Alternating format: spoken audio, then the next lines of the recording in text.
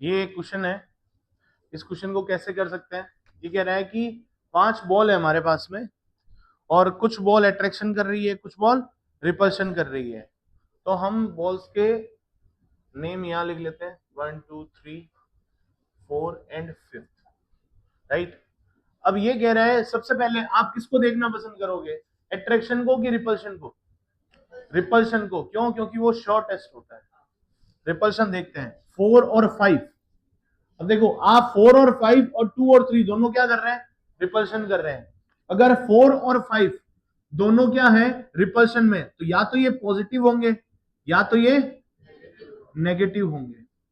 सही बात है, ये पॉसिबिलिटी हो सकती है। मतलब इन दोनों, इन चारों पे चार्ज तो होगा ना, ये तो कंफर्म है। ठीक है, 2 और 3 क्या हो सकते हैं? एक दूसरे से क्या कर सकते हैं? रिपेल कर सकते हैं। तो ये भी पॉजिटिव और नेगेटिव चार्ज तो होगा। बट यहां देखो, 4 और 2 अट्रैक्शन कर रहे हैं, तो 2 और 4 दोनों पे चार्ज है। 2 और 4 दोनों पे चार्ज है, ये कंफर्म हो गया रिपल्शन से। श्योर टेस्ट है इलेक्ट्रिफिकेशन का। तो इन पे चार्ज है तो अपोजिट होने चाहिए, नहीं होने चाहिए? जब फोर्थ पॉजिटिव है तो फिर ये नेगेटिव, ये नेगेटिव तो ये भी नेगेटिव। क्यों? क्योंकि दोनों रिपेल कर रहे हैं। तो ये पॉजिटिव तो ये भी नेगेटिव। अब ये नेगेटिव तो ये दोनों, तो ये टोटल पॉसिबिलिटीज बन गई। मैंने दो दो एक्स्ट्रा बना दी। अब बात कर रहे हैं कि 2 और 1 से भी अट्रैक्ट हो रहा है, 4 1 से भी अट्रैक्ट हो रहा है। 4 अगर पॉजिटिव है, ठीक है, 4 अगर पॉजिटिव है। अच्छा चलो बनाते हैं। देखो, सबसे पहले हमने इसको ले लिया, ठीक है। 2 और 1 दोनों क्या हो रहे हैं? अट्रैक्ट हो रहे हैं। तो 2 और 1 अट्रैक्ट हो रहे हैं। इट मींस देखो, ये हो गया, ये हो गया, ये हो गया, अब ये दोनों बाकी है ना। तो अगर 2 और 1 अट्रैक्ट हो रहे हैं, ये नेगेटिव तो ये पॉजिटिव, ये नेगेटिव तो ये न्यूट्रल और हो सकता है। सही बात है कि नहीं है? ठीक है, ये पॉजिटिव तो ये नेगेटिव, ये पॉजिटिव तो ये न्यूट्रल, ये हो सकता है। चलो 1 और 2 तो निपट गया। लास्ट कौन बचा? 4 और 1। 4 और 1 में कैसे कर रहे हैं? 4 और 1 अट्रैक्ट हो रहे हैं क्या? नहीं हो रहे, हटाओ इसको। 4 और 1 अट्रैक्ट हो रहे हैं क्या? नहीं हो रहे, हटाओ। बचा कौन? आंसर क्या हो जाएगा? समझ गए, नहीं समझ गए? ये 4 पॉसिबिलिटीज थी। डन। थोड़ा नोट करो, फिर आगे करते हैं Coulomb's law, important.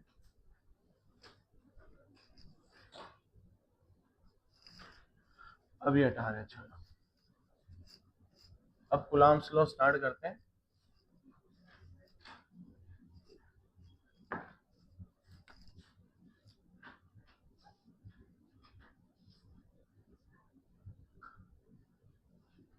Coulomb's law का वैलिडेशन क्या है? सबसे पहला पॉइंट, ये स्टेशनरी चार्जेस पे लगता है।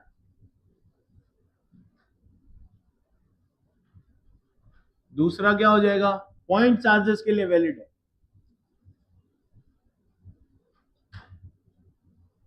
ये होने चाहिए। स्टेशनरी मतलब there is no motion of charge, it means electrostatically valid है। और पॉइंट चार्ज मींस क्या हो गया? पॉइंट चार्ज का मतलब क्या होता है? पॉइंट चार्ज का मतलब होता है कि मान लो कि आपके पास में कोई भी, आपके पास में चार्ज बॉडी है, वो बॉडी आपको इतनी छोटी लगे कि पॉइंट जैसी दिखे, तो मतलब आपका फ्रेम ऑफ रेफरेंस कहां पे है? बहुत बड़ी डिस्टेंस पे है। क्लियर हुआ कि नहीं हुआ? मतलब आप यहां पे बैठे हो और स्पेस में देख रहे हो कि दो स्टार आपस में एक दूसरे के पास में जा रहे हैं, ऐसा माना जाएगा। तो आप क्या बोलोगे? एक स्टार और दूसरे स्टार के बीच में आर डिस्टेंस है, तो दोनों अट्रैक्ट हो रहे हैं। हमें ऐसा लग रहा है, एक्चुअली हो रहे नहीं हो रहे हमें नहीं पता।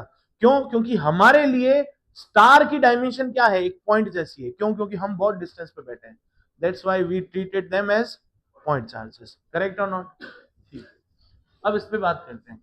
स्टेटमेंट क्या कहता है? कहता है force between two point charges are directly proportional to magnitude of their product of charges, and f is directly proportional to distance square, square root, square rule है, ये स्क्वायर रूल पे डिपेंड कर रहा है।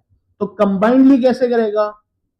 Directly proportional to Q1 Q2 upon are square. Correct और not? जैसे proportionality हटेगा एक कांस्टेंट आ जाएगा, तो F is equal to K Q1 Q2 upon are square. Clear हुआ कि नहीं हुआ? where F is electrostatic force, K is electrostatic constant.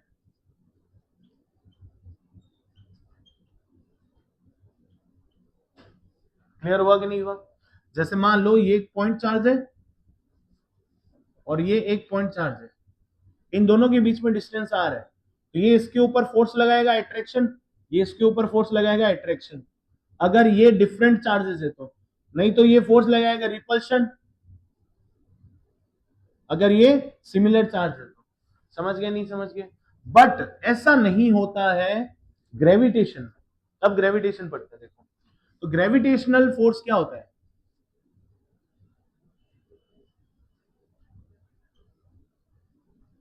जैसे आपने पॉइंट चार्जेस लिए वैसे आप पॉइंट मासेस लोगे।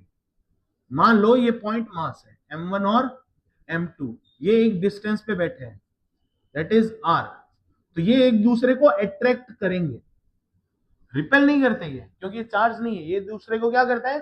अट्रैक्ट करते हैं। तो सिमिलर काइंड ऑफ नेचर हो जाएगा इनका। फोर्स ऑफ ग्रेविटेशन, इसको लिख देते हैं force of electrostatic. Force of gravitation is directly proportional to mass product and F is directly proportional to 1 upon distance square. Upon में क्या मतलब इन दोनों को कंबाइंडली लिखेंगे तो is directly proportional to m1 m2 upon r square. जैसे proportionality हटेगा तो क्या आ जाएगा? g m1 m2 upon r square. समझ गए नहीं समझ गए मेरी बात? क्लियर है? ऐसे समझ सकते हैं, इसको ऐसे समझ सकते हैं। इसका नाम है इलेक्ट्रोस्टैटिक कांस्टेंट, इसका नाम क्या हो जाएगा? Gravitational constant.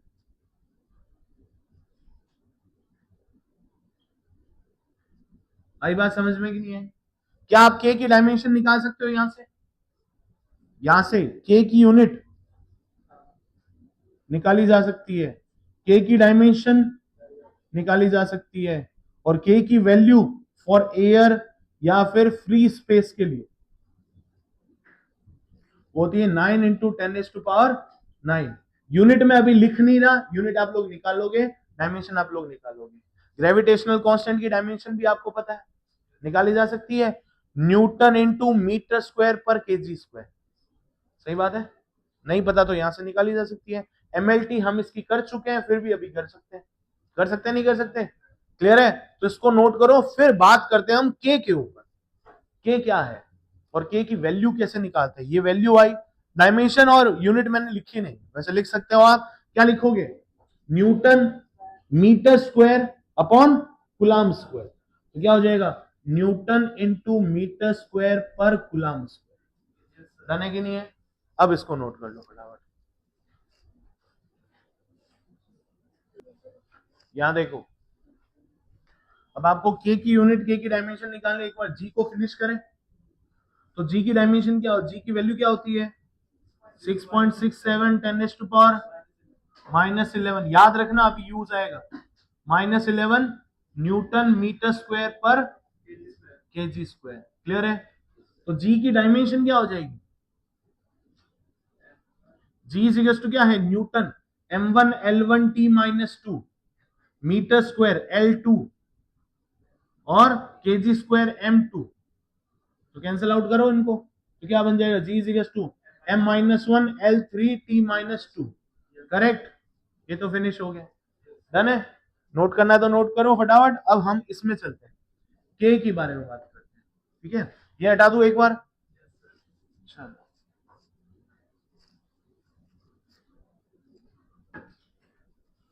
F of electrostatic is equal to K Q1 Q2 upon are square.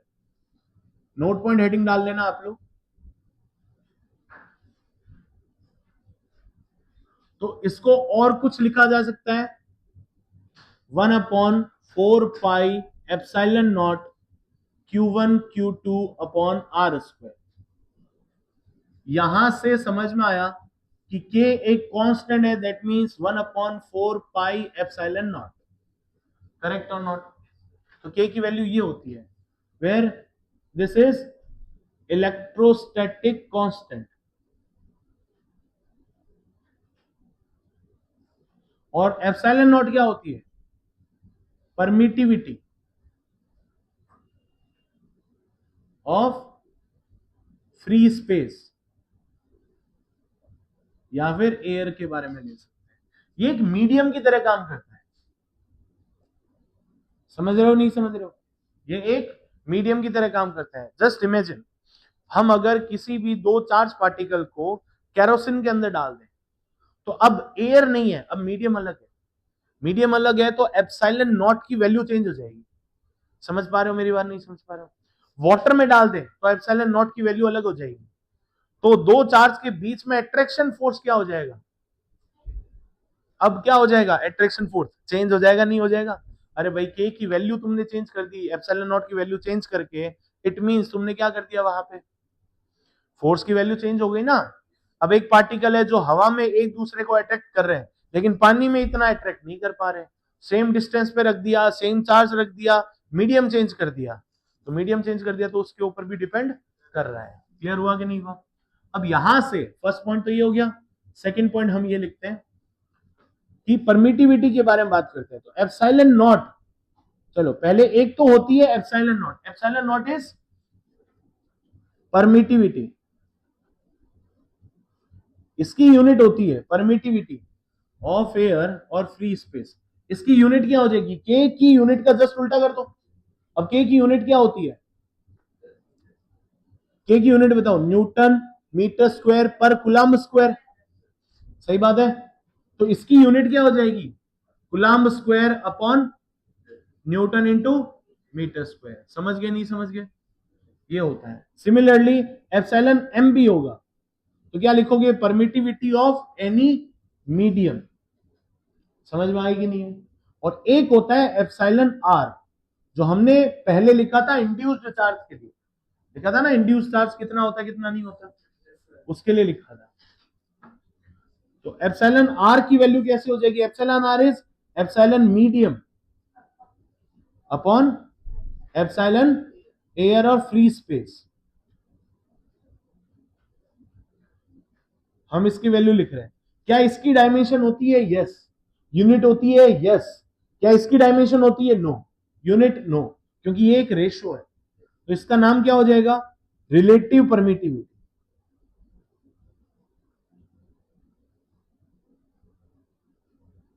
Epsilon for water लिखेंगे ना, वो होता है 81।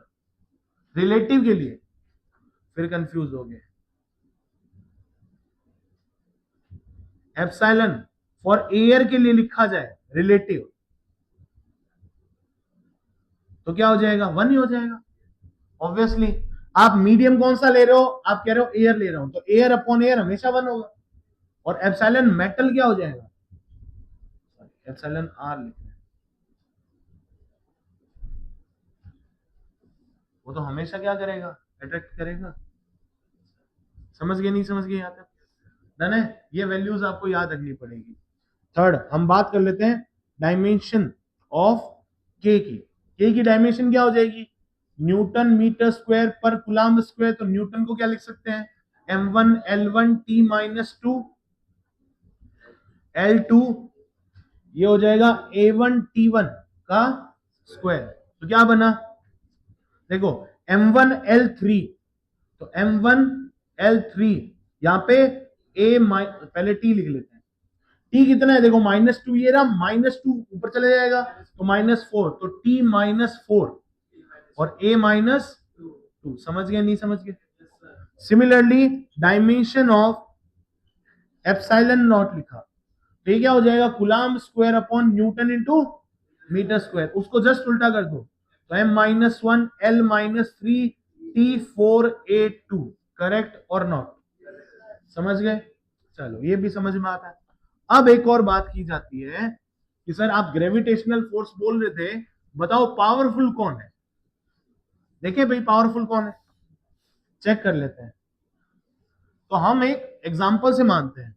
फोर्थ मान लें, फोर्थ तो ये हो गया। फिफ्थ इस पे आते हैं। तो इलेक्ट्रोस्टैटिक वर्सेस ग्रेविटेशनल फोर्स, ठीक है? हमने दो चार्ज ले लिए। कौन से चार्ज मानते हैं? मान लो सबसे छोटे चार्जेस है इलेक्ट्रॉन, एक इलेक्ट्रॉन यहां पड़ा है, एक इलेक्ट्रॉन यहां पड़ा है, इन दोनों के बीच की डिस्टेंस कितनी है, आर है। क्लियर हुआ कि नहीं हुआ? और इसका मास, मास ऑफ इलेक्ट्रॉन, इसका भी मास ऑफ इलेक्ट्रॉन, इसका चार्ज ई, इसका भी चार्ज, नहीं समझे? समझ गए? चलो यहां लिख देता हूं, ये हो गया इलेक्ट्रॉन 1, ये हो गया इलेक्ट्रॉन 2, इन दोनों को आर डिस्टेंस पे रखा। क्या इनके बीच में ग्रेविटेशन काम करेगा? यस। तो इसका चार्ज कितना है, Q1 कितना है, E, इसका भी Q1 Q2 कितना है, E। तो यहां पे इलेक्ट्रोस्टैटिक काम करेगा, दैट इज इलेक्ट्रोस्टैटिक की वैल्यू बताओ, K Q1 Q2 upon are square.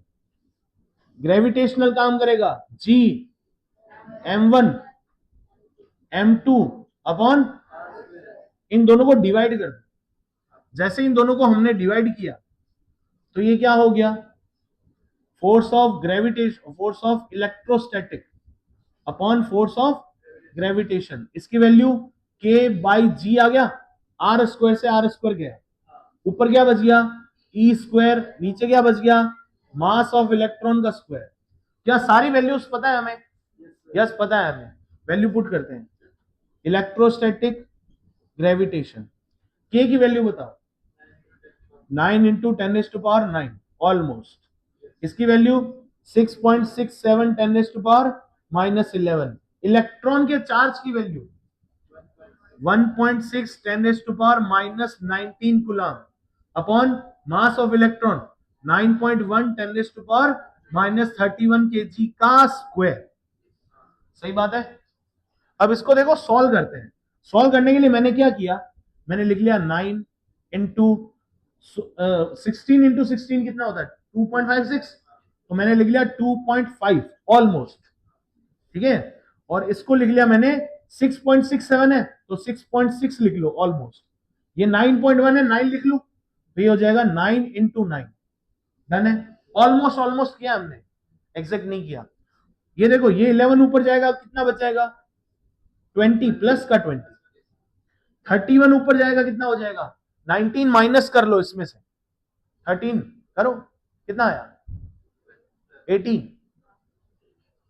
कितना आया, अरे 19 है, 12 आया क्या, उसका स्क्वायर करो 24, तो 10⁻24 प्लस का माइनस का, प्लस का, अरे प्लस का, 31 ऊपर जाएगा, कितना आया, प्लस का, और उसका स्क्वायर कर दिया तो ये बन गया।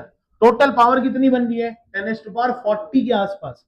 अब ये देखो, इलेक्ट्रोस्टैटिक ये, ग्रेविटेशनल ये, 9 से ऑलमोस्ट 9 कट गया, 9 और ये 6, 54, 54 को 50 मान लो, मोटा मोटा करते हैं एक बार, 50 मान लिया तो ये 1/2 बन गया ऑलमोस्ट। 1/2 को हम जैसे तैसे माने तो force of electrostatic upon gravitation is almost 10⁻43 बन जाएगा, वो 10 बैलेंस हो गया। मैं कह रहा हूं 43 छोड़ो, तुम ऑलमोस्ट ऑलमोस्ट, मैं तो कम मान रहा हूं, 10⁻40 मान लो भाई, 1000 और दे दिया मैंने। क्लियर हुआ? इसको आप नंबर्स में बोल के दिखा दो, करोड़ वगैरह वगैरह, ऐसे कुछ बोल के दिखाओ, मिलियन, ट्रिलियन, बिलियन, क्या बोलते हो, बोल पा रहे हो क्या? नहीं बोल पा रहे हो। अल्टीमेट रिजल्ट क्या आया, electrostatic is the strongest force in universe except nuclear force and gravitation is the weakest force. अब समझ में आया कि नहीं है भाई? ये कितना गुना है देखो, अगर ये ग्रेविटेशन 1 है ना, तो ये 10⁻40 है। समझ पा रहे हो, नहीं समझ पा रहे हो? अब सोच के देखो, इमेजिनेशन करके देखो, इलेक्ट्रोस्टैटिक फोर्स कितने पावरफुल होंगे, होंगे ना? अब नोट कर लो इसको, चलो ये भी हो सकता है।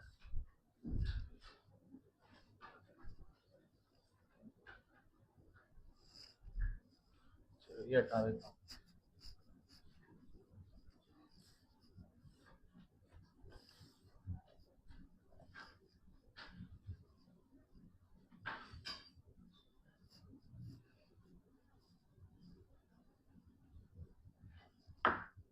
अब ये कह रहे हैं कि जो इलेक्ट्रोस्टैटिक फोर्स है उसका जो मैग्नीट्यूड है वो होता है K Q1 Q2 upon are square. Direction क्या हो जाएगी, क्योंकि फोर्स एक वेक्टर क्वांटिटी है, राइट। डायरेक्शन क्या हो जाएगी, मान लो कि अगर ये प्लस Q1 है और ये प्लस Q2 है, तो इन दोनों के सेंटर लाइन के अलोंग ही फोर्स लगेगा। तो ये फोर्स यहां से ऐसे जाएगा और यहां से ऐसे जाएगा। समझ गए नहीं समझ गए? Line joining the centre of mass of the both particles. मान लो ये है और ये माइनस का Q2 है, इन दोनों के बीच की डिस्टेंस R है, तो ये फोर्स इस साइड में लगेगा, ये फोर्स इस साइड में लगेगा। लगेगा कहां पे, line joining the axis, central axis के अबाउट लगेगा। क्लियर हुआ कि नहीं हुआ? और ये क्या होना चाहिए, 6 था, ये 7th और 8th में हम ये बोल सकते हैं कि ये पाथ इंडिपेंडेंट है। पाथ इंडिपेंडेंट है, इसका मीनिंग क्या है, ये कंजर्वेटिव टाइप है।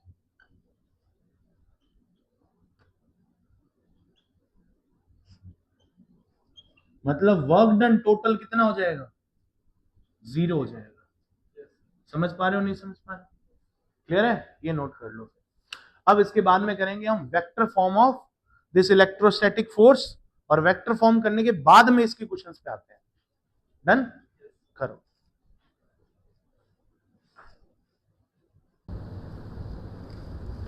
पहला क्वेश्चन दिख रहा है? मान लेते हैं कि ये कह रहा है if charge gets double, if charge gets double and speed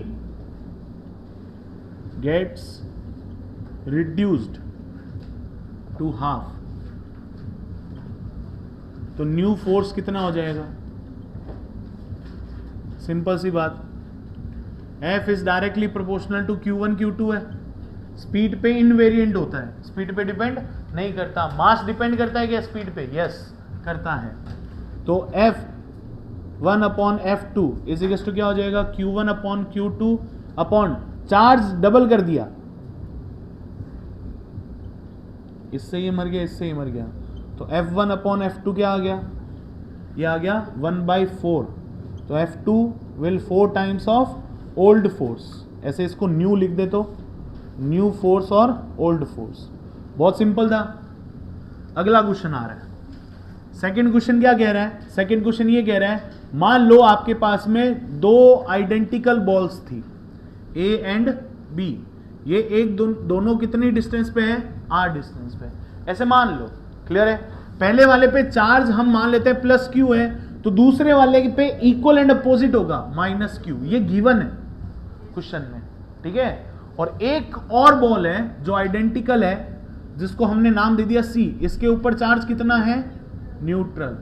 अब ये कह रहा है कि पहले C connected to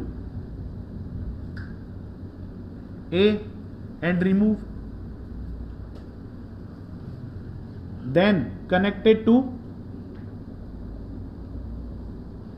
B and removed। उसके बाद में after that A and B are still at distance R, then F new is how much times the F old, कितना हो जाएगा, यही तो निकालना है। तो सबसे पहले बताओ F old कितना है, Q1 Q2 upon R square, सही बात है। तो मैं इसको लिख देता हूं माइनस का KQ² बाई R स्क्वायर। अब माइनस क्या शो कर रहा है कि ये दोनों अट्रैक्ट हो रहे हैं, तो माइनस प्लस को छोड़ो, हम तो सिर्फ किस पे बात कर रहे हैं, मैग्नीट्यूड पे बात कर रहे हैं ओनली। तो F ओल्ड की वैल्यू ये होगी, ये Q1 है, ये Q2 है, हो गया। अब C को इससे कनेक्ट किया, कंडक्शन हुआ, C को किससे कनेक्ट किया, A से। तो अब C पे चार्ज कितना, प्लस का Q/2, और A पे चार्ज कितना, Q/2। तो A पे चार्ज कितना आ गया, Q/2। और अब C को किससे कनेक्ट किया, C के पास में अभी कितना है, Q/2। कौन सा, प्लस का। तो प्लस का Q/2 और माइनस का Q/2 मिलाओ, कितना हुआ, माइनस का क्यू बाई टू, नहीं समझे? समझ गए? माइनस का क्यू बाई टू को हाफ हाफ करो दोनों में, माइनस का क्यू बाई फोर, ये कंडक्शन में किया था, तो इस पे इसके पास कितना आ गया? माइनस का क्यू बाई फोर। स्टिल दोनों कितनी डिस्टेंस पे है? आर डिस्टेंस पे। तो एफ न्यू की वैल्यू कितनी होगी? K Q one Q two by r square. Clear? तो आंसर क्या आया? K Q square by 8 r square. Correct और नॉट? तो K Q square upon are square is F old by 8। तो कितना हो गया? 1/8 टाइम्स। तो आंसर कितना आ जाएगा? 1/8 times of F old. Correct और नॉट? ये फोल्ड नहीं है, ओल्ड है। ठीक है? अरे क्लियर है क्या? ये तो नोट करने की नीड नहीं है, इसको हटा रहा हूं मैं। एक और क्वेश्चन, मान लो आपके पास में दो चार्ज है, ये दोनों चार्ज, ये भी प्लस का लेते हैं, ये आर डिस्टेंस के ऊपर है, ठीक है, और अभी ये बाहर पड़े हैं, तो ये फोर्स इधर लगाएगा, ये भी फोर्स इधर लगाएगा, तो इलेक्ट्रोस्टैटिक फोर्स की वैल्यू कितनी है? K Q square upon are square है। सही बात है? अब इसको मैंने एक मीडियम में रख दिया अंदर, ठीक है, एक डब्बे में बंद कर दिया। मान लो इसका कोई चार्ज 2q कर दिया, इसका कोई चार्ज मैंने q बाई 2 कर दिया, ठीक है, और इसको कैसे कर सकते हैं? और एप्सिलॉन r जो मीडियम है उसका 2 कर दिया, ये नया मीडियम है। एक मिनट रुको, ठीक है,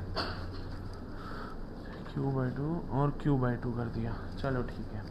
अगर चार्ज मैंने दोनों का हाफ कर दिया, ये भी q बाई 2 प्लस का, ये भी q बाई 2 प्लस का, ठीक है, और डिस्टेंस मैंने कर दी डबल,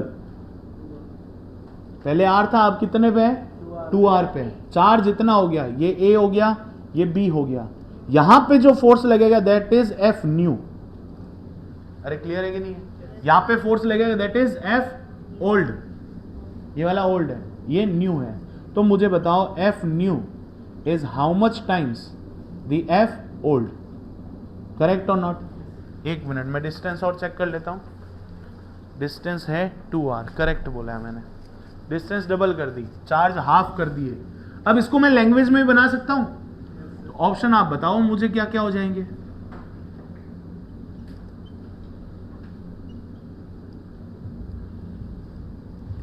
करो सॉल्व, थर्ड क्वेश्चन है, हो तो जाएगा, करो, ट्राई करो फटाफट। यहां देखो ये वाला क्वेश्चन,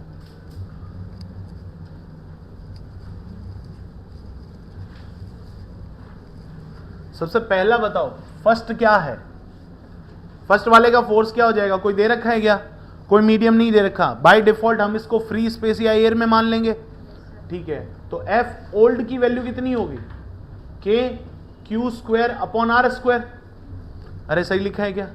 ठीक है, मैग्नीट्यूड की बात कर रहे हैं अभी हम, तो k को क्या लिख सकते हैं? 1/4 pi epsilon not Q square upon are square. ये फर्स्ट इक्वेशन बना के छोड़ दिया। क्लियर है यहां तक? ठीक है, अगला लिखा एफ न्यू कितना हो जाएगा? के क्यू स्क्वायर, क्यू कितना है? Q by 2, Q by 2 upon are square, ये लो आर स्क्वायर। सही बात है? इसको किया तो क्या बना?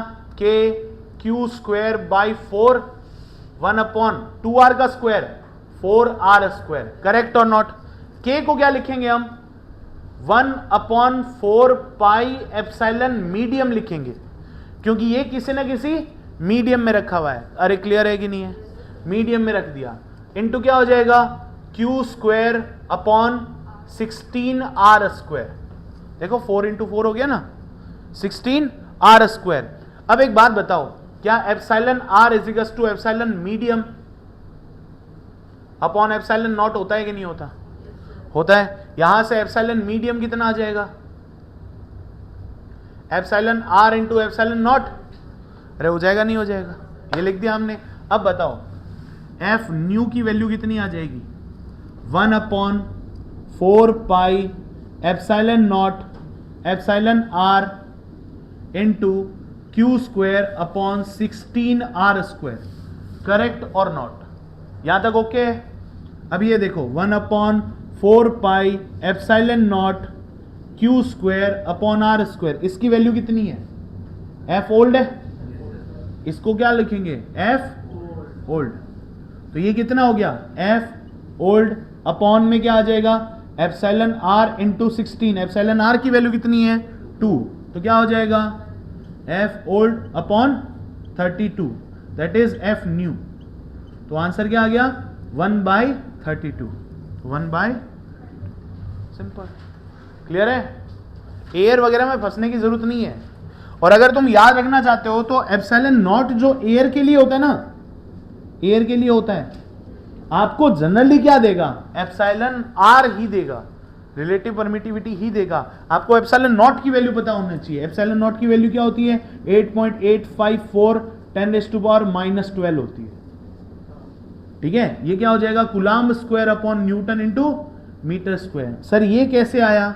ये ऐसे आया बेटा, देखो K इजिकल्स टू क्या होता है? 1 अपॉन 4 पाई एप्सिलॉन नॉट। आपको ये वैल्यू इतनी याद नहीं करनी है, तो मैं इसको ऐसे लिख दूं, epsilon not equals to 1 upon 4 pi K।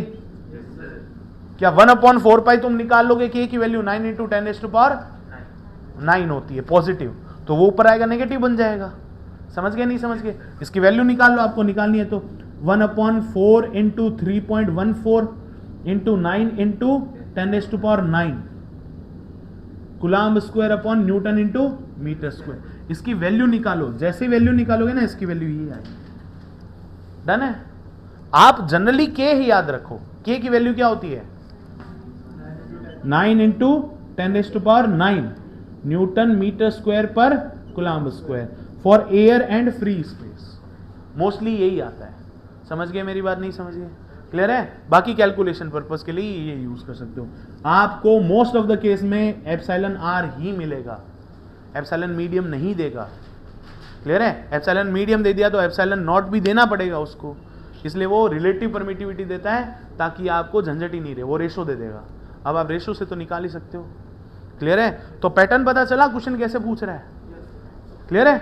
कर सकते हो? करें एक और क्वेश्चन, एक करते हैं मैक्सिमम मिनिमा का, फिर करते हैं एसएचएम के साथ में मिक्स।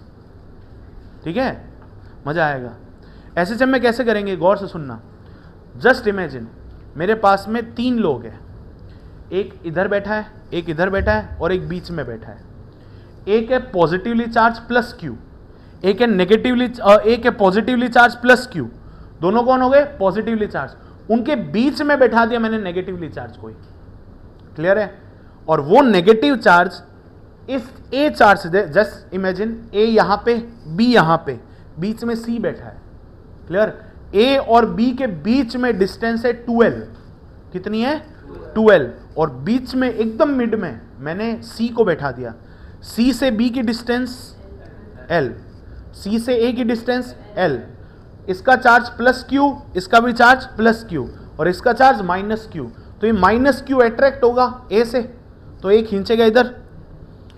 माइनस क्यू अट्रैक्ट होगा बी से, बी खींचेगा इधर। तो ये दोनों इसको इधर उधर खींच रहे हैं, तो इसका तो नेट फोर्स 0 हो गया ना। तो ये तो इक्विलिब्रियम में बैठ गया। अब मैं क्या कर रहा हूं, मैं इसको यहां से पकड़ के, जस्ट एकदम बैलेंस में बैठे ना, मैं इसको यहां से पकड़ के हल्की सी ऊपर डिस्टेंस देता हूं, तो क्या ये एक स्ट्रिंग की तरह ऊपर नीचे रोटेट करेगा? ऐसे मूव करेगा? नहीं करेगा? नहीं समझे? और एक गिटार की स्ट्रिंग है, उसको आपने ऐसे बजाया तो वो यूं मूवन करेगी ना। तो क्या हो रहा है? ये एसएचएम नहीं हो रहा क्या? इसका टाइम पीरियड निकालना है। निकाल लोगे? करें ट्राई? चलो पहले ये नोट कर लो, फिर करते हैं। देखो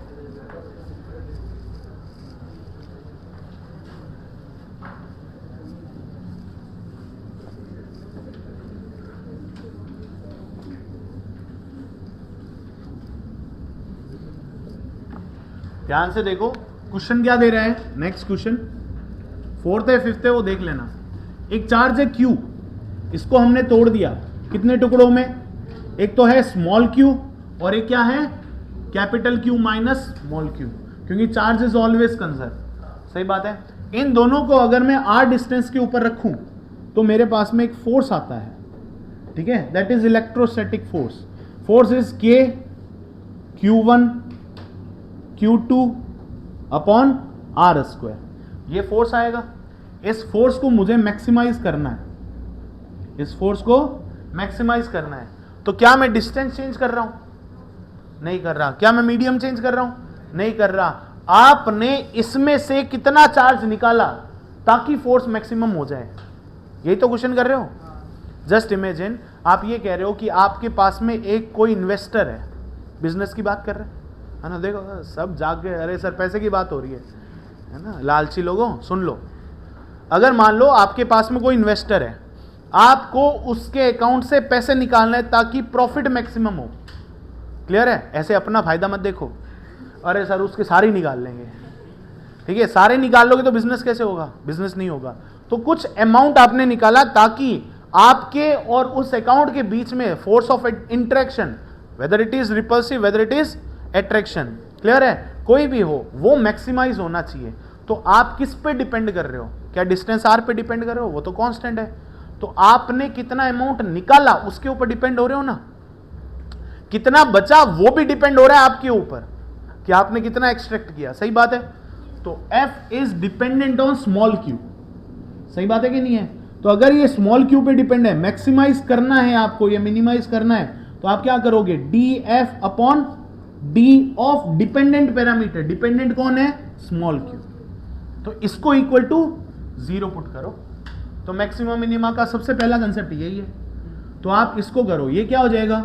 K Q minus small Q square upon are square, इसकी वैल्यू तो ये होती है। तो K अपॉन आर स्क्वायर तो बाहर कॉमन आ गया, अंदर क्या बच गया? Q माइनस 2Q, सही बात है, इक्वल्स टू 0 पुट करना पड़ेगा। ये 0 हो नहीं सकता, ये इनफाइनाइट हो नहीं सकता, इसका मीनिंग क्या हो गया? इसको 0 होना पड़ेगा। तो Q minus 2Q must be 0 for F maximum, ठीक है। तो ये हो गया, तो Q is equals to 2Q, तो Q by Q is equals to 2:1 for maximum condition. तो ये आंसर हो जाएगा, डन है। तो मैक्सिमम मिनिमा का कंसेप्ट लगाओ। आप लोग क्या करो, इसके 4 ऑप्शन दे दिए सर आपने दिया sir A option Q by Q is equals to 5, second option Q by Q is equals to 4, Q by Q is equals to 3 and Q by Q is equals to 2। आपने ये दे दिया, हमने चारों के चारों put कर दिए, जिसमें मैक्सिमम फोर्स आ रहा है वही हमारा आंसर है। एक तरीका ये भी है, सही है, कोई दिक्कत नहीं है, कोई गलती नहीं है। बट अगर ऑप्शन नहीं है आपके पास में, इंटीजर टाइप क्वेश्चन है, फिर क्या करोगे? फिर तो मेथड ही काम आएगा ना।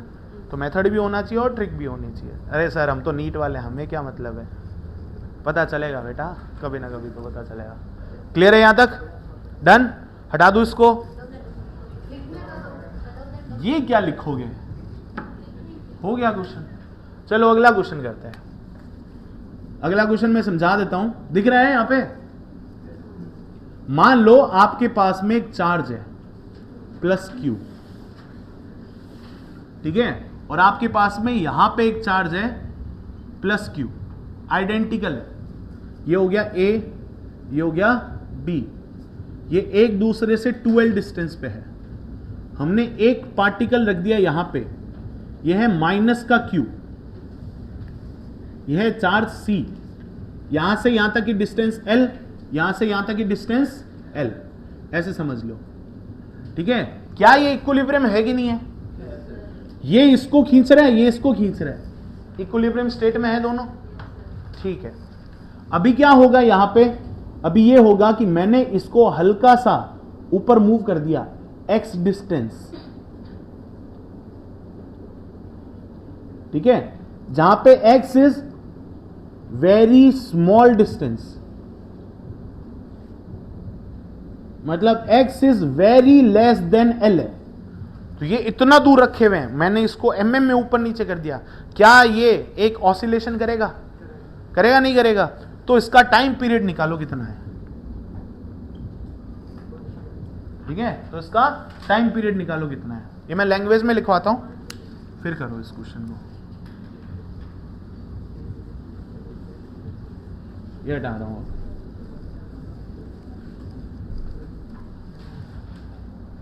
समझ गए क्वेश्चन की नहीं समझे? देखो बड़ा आंसर बनाते हैं इसका।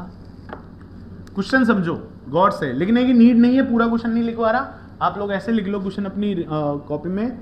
मान लो कि ये प्लस क्यू चार्ज है यहां पे और एक चार्ज यहां पे रखा है मैंने प्लस क्यू का, इन दोनों के बीच में डिस्टेंस है 12, तो मैंने यहां पे एक चार्ज और रख दिया कॉल्ड माइनस क्यू, ठीक है, माइनस क्यू मान लो। इसका नाम हो गया ए, इसका नाम हो गया बी, इसका नाम हो गया सी, ठीक है। अगर ये सी चार्ज को मैं ऊपर की तरफ, ये है डिस्टेंस एल, ये भी है डिस्टेंस एल, करेक्ट। अगर मैं इसको ऊपर एक्स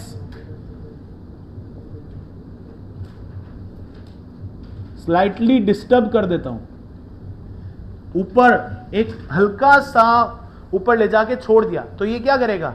एसएचएम करेगा नहीं करेगा? ऑसिलेशन करेगा। तो अगर मैं ये बोल दूं x is very less than l, ठीक है, और x को हल्का सा वेरी स्मॉल डिस्टेंस से डिस्टर्ब कर दिया, तो ये सिस्टम ऊपर नीचे क्या करेगा? एसएचएम करेगा। तो एसएचएम इज देयर, तो इसका टाइम पीरियड निकालो। टाइम पीरियड क्या हो जाएगा? मुझे t की वैल्यू चाहिए, ठीक है। अगर इसका मास m है, ये डिस्टेंस x है, इसकी रेडियस छोड़ो, रेडियस की जरूरत नहीं पड़ेगी। क्लियर है? करो इसको फटाफट करके दिखाओ। और इसका अगला क्वेश्चन और सुन लो, ये तो क्वेश्चन फर्स्ट है, ये क्वेश्चन फर्स्ट मान लो, अच्छे क्वेश्चन से ये। अगर मैं इसको ऊपर स्लाइटली डिस्टर्ब नहीं करके, अगर मैं इसको इधर ले आऊं हल्का सा, तो ये वापस खींचेगा, ये तो यही रहेगा ना, एकदम बीच में रहेगा। यहां से ऐसे है, दो लोग हैं और ये बीच में यहां पे, इसको इधर भी खींचा जा रहा है, इधर भी खींचा जा रहा है, तो ये तो इक्विलिब्रियम में बैठा है, नहीं समझे? इक्विलिब्रियम में बैठा है। जैसे मैंने इसको यहां से इधर किया, तो उसके पास में क्या हो गया? थोड़ा कम फोर्स लगाएगा, ये कहेगा इधर आ जा। भाई इसकी डिस्टेंस ज्यादा कर दी तो ये वीक हो गया, इसकी डिस्टेंस कम कर दी तो ये पावरफुल हो गया। अब ये वापस से इक्विलिब्रियम मारने के लिए इधर जाएगा, ऐसे मोशन करेगा। अगर ये हॉरिजॉन्टली इसको डिस्टर्ब किया एक्स से, तो इसका टाइम पीरियड निकालो, अगला क्वेश्चन। और अगर इसको वर्टिकली ऊपर किया तो इसका टाइम पीरियड निकालो। दोनों केस में इसके टाइम पीरियड बहुत डिफरेंट आएंगे और बहुत जबरदस्त फॉर्मूला आएगा। वो फॉर्मूले के ऊपर 2 बार एडवांस के अंदर न्यूमेरिकल क्वेश्चन आ रखा है, 2 बार, एक ही बार नहीं, 2 बार। क्लियर है? ट्राई करो ये।